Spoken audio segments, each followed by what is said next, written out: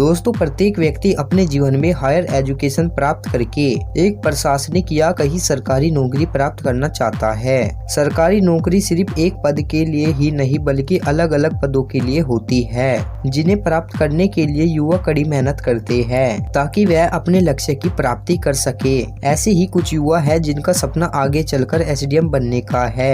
यदि आप भी उन युवाओं में से है जो सरकारी पद एसडीएम को प्राप्त करना चाहते हैं, तो आपको एसडीएम के बारे में पूरी जानकारी का ज्ञान होना बेहद आवश्यक है। जैसे कि एसडीएम क्या होता है, एसडीएम बनने के लिए एजुकेशन क्वालिफिकेशन क्या होनी चाहिए और एसडीएम का क्या कार्य होता है और एसडीएम के लिए एज लिमिट क्या होती है। इसलिए आज हम एसडीएम से जुड़ी हर इम्पोर्टेंट जानकारी आपको इस वीडियो में बताने वाले हैं। नमस्कार दोस्तों, एक्शन हेल्थ सक्सेस चैनल में आपका स्वागत है। आज इस वीडियो में हम आपको बताने वाले हैं एसडीएम कैसे बने।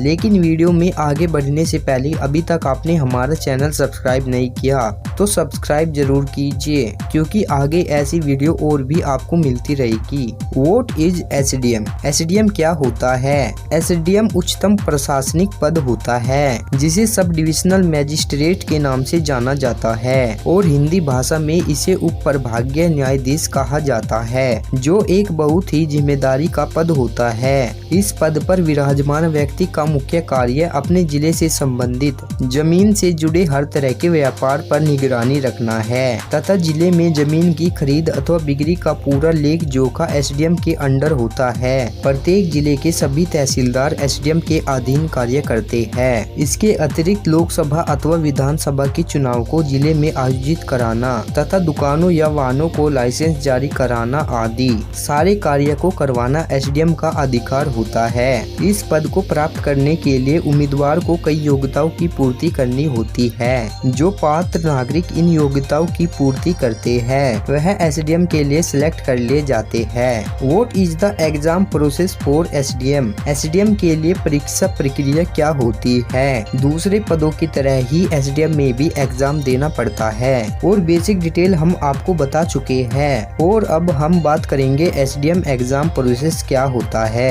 इसके लिए हमें यूपीएससी लोक सेवा आयोग परीक्षा देनी होती है, जो 3 स्टेप्स में होती है। Preliminary exam. प्री एग्जाम लोक सेवा आयोग की पहली स्टेज होती है, जिसमें आगे फिर 2 चरण होते हैं। इस परीक्षा में आपको सामान्य ज्ञान से जुड़े प्रश्न पूछे जाते हैं, जो 200 मार्क्स का होता है और 30 मार्क्स लेने पर आपको पास माना जाता है। Mains exam. मेंस या मुख्य परीक्षा में डिटेल्स में सवाल पूछे जाते हैं, जिसमें आपके सभी प्रकार के प्रश्न आते हैं। मेंस परीक्षा का यह पड़ाव पूरा करने के बाद आपको इंटरव्यू के लिए भेजा जाता है। इंटरव्यू यह इस परीक्षा का आखिरी चरण होता है, जिसमें आपके जनरल क्वेश्चन के साथ साथ आपके जीवन पर आधारित सवाल पूछे जाते हैं। इंटरव्यू में आपका बैठने उठने से लेकर बोल चाल के बारे में पूछा जाता है, ताकि पता चल सके आप पद संभालने योग्य है या नहीं। SDM qualification. एसडीएम बनने के लिए उचित शैक्षणिक योग्यता का होना बेहद जरूरी है।